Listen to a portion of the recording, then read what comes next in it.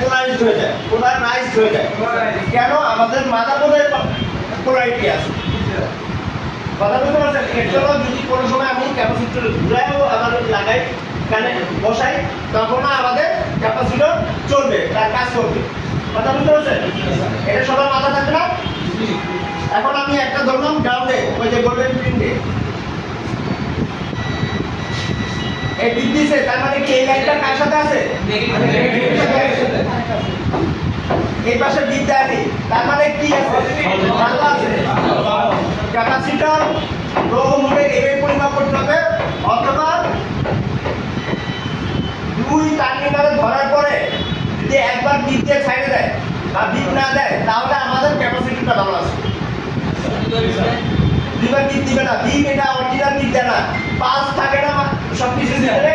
আমার যেহেতু আগেরবার বিট দেওয়া হয়েছে, ভোল্টেজ ইনপুট হয়েছে, তারপরে একবার বিট দিয়ে চলে গেছে, অরিজিনাল বিট দেয়নি, তার ভিতরে পাস